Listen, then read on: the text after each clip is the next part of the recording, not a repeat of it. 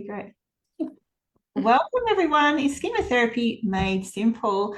Tonight, we are very lucky to have with us Sitara Samtani, all the way from Singapore. She's a psychotherapist, mostly working in the educational system, and she's currently in the ISST accreditation process. So welcome, Sitara. Thank you. Thank you so much for having me. And I'm nervous and excited to say hi to everyone. Oh, I'm sure I've had a lot of interest in you being along, and Daniela, who I had on the group recently, mentioned how lovely you are. So the reason that we have you here, though, is to talk about the fantastic new children's book, Emotional Needs. Here he is. Alex, I think. And that is something that there's been quite a bit of buzz around, and Alex has been traveling all over the world. I've seen on social media. Yeah. And so we thought it would be lovely to have you come into the group for a brief book chat. So thank you for being here. No, absolutely. I'm excited to introduce Alex a little bit more and the ideas behind where it came from. Great. And you've written the book together with Julia Andres, and who's a psychologist also in ISST accreditation training as well. So tell us a bit about how the book came to be. So Julia and I have known each other for quite some time. She was in quarantine a long time ago now. And she had two little kids, if I'm not mistaken, at that time, and had come up with this idea of let's write a children's book. And then we went brainstorming together as to what that would be, what it would look like, so many different ideas. But then when we looked at everything, the core basic thing that we kept coming back to was the foundation of emotional needs in schema therapy. And we said, you know what, let's take that, let's go with it. And very honestly, it started with, I think, one line on 10 pages of PowerPoint. And here we are, 30-something pages later. Yeah, great. And I think the book is fantastic, and the way that it simplifies the emotional needs concepts and is so good that I think a lot of adults could read this book quickly and very quickly understand about emotional needs and some of these foundational concepts about schema therapy, which I don't think there really is a very easy to access book out there for people to date. So I just wanted to give you that feedback. I love that aspect of it. And I especially love there's a middle section where there is the link to the nervous system responses, which I don't think I've ever seen done so clearly before. So well done for doing that.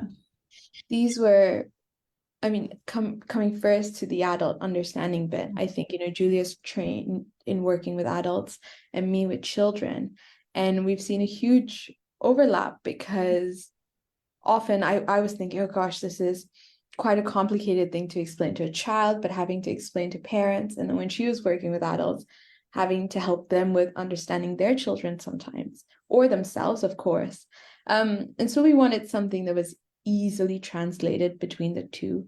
And very interestingly, I think adults have had such a strong response to this that we didn't realize initially. But the simplicity is what we hope makes it then accessible to more people, understanding this in different areas of their life. Yeah. So for those who haven't had a chance to look at the book, and there was an opportunity to get a free copy of it recently, so for those of us who've seen it, we're very lucky. But it begins with Alex's day and being able to choose all these things that I'm not sure if it's a he or she or if it's gender neutral. Gender neutral, actually. So they, I'll go with they then. I realized that as I introduced you, I thought I should have checked. No, I mean, feel free to refer with any pronoun. We deliberately did not give one. Move away from stereotypes. So I'll go with they. So, they get to make all these choices, and it straight away goes into the autonomy need. And I actually thought so many of my clients did not get that experience as a child. But it's just done in this very simple way so that people go, oh, giving my child choice about what they wear, what toys they have, what activities they do, that's a need, right? So I just really, really thought that was great. Thank you. I think when explaining to children, autonomy was the one that I struggled to give examples with. And I was like, oh gosh, what is it? Are you going to take a flight by yourself? Obviously not. There's limits. And then I was thinking, it's actually in your daily life, what are the choices you make? And maybe this is my own part of me coming out over here, but one thing for me was always picking my clothes. And every time someone told me to wear something, I was like, oh, I don't want to wear that. So Mm. just kind of bringing in our own experiences, but also what we've seen in the room with our clients. Yes, that's right. And some lovely examples of um, when Alex, I think, makes a big mess and is quite angry, but it's just explained in such a lovely way. And then also we see it back in that nervous system breakdown of freeze, fight, all that sort of stuff. It's just really good. And I think a lovely way for to depathologize that for children and their parents. Like, well, kids do these things and they have these big reactions when they're in conflict with their needs or their needs aren't being met. It's so natural. And I think the idea is that, sometimes you think something traumatic's happened and there's a very, let's say, a very obvious response to that, and that can look differently. But actually, how it manifests in different parts of your life can look so small. Mm. And we just wanted to highlight that actually this, whether it's trauma related or not, we do go into these responses naturally. Yes. Um, Yeah. and yeah, so the idea was to make it less complicated, less of a big situation, and just focus on how it manifests in different ways. Yeah, I really enjoyed that part of the book. So I wondered if you might read from a section of the book Love for to. us. Let me share my screen. Here we go. So I've picked one of my favorite bits over here. Uh-huh. And I'll read you 3 or 4 pages. Mhm. I hope it, Yeah, we can see that. yeah. So just a little bit of concept. Background, Alex has just left a birthday party of their best friend and had a fun time. It was a bit rocky at first, but had a fun time. And here we are in the book. So Mhm. Mhm. even though I wish the party would never end, my parents are here to pick me up. I thank Harper and wave goodbye. I'll see you on school on Monday, she says. But I don't want to go to school on Monday. That is when our teacher will give us our test results back. It's all I can think about on the way home. At dinner time, I do not feel like eating. When my parents ask why, I share my math test worries. I know the test was hard for you, Alex, says Dad. We're so proud of you for trying your best. Please let us know if we can help you study next time, says Mom. As I learn, sometimes I will fail and feel disappointed. This is a normal feeling. Even when I make a mistake, I am lovable and good enough. I pick up my fork and knife. I feel better. It's time to enjoy dinner with my family. Beautiful. Thank you so much. And I hope that I'm going to put a little note actually that you read a part of the book because I think people will watch to see what it is.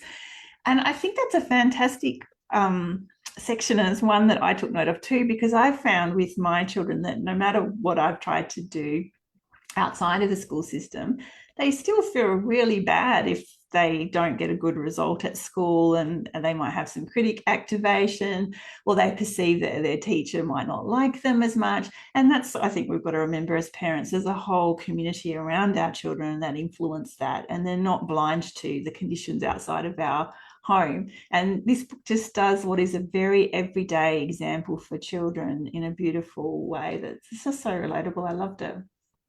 I think, sometimes I've often forgotten that they spend half of their life in school. And actually, a parent said to me very recently and said that you probably see my child in school more than I see them outside. And coming into school when you've got, comments from different kids who are learning, but also maybe teachers or other adults in their life, you do get exposed to things that might affect your self-worth. And I think over here is where we wanted to focus on that, is that as you're learning, and you have all these different experiences with different people around you, it's not always the best feeling, but even when this happens, you are good enough and you are lovable, and it's a learning curve. Mm. You fail and feel disappointed, and it's hard, but hopefully it's something that, with the right support and recognition, you can grow from. Yeah, no, it's really wonderful. And so what's happening next for Alex? What's the next stage of the process for you and Julia as you go further with publishing the book? We are definitely thinking of adding more.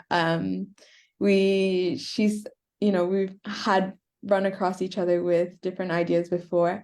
I think for the moment, we've both decided to pause, have a little bit of a holiday.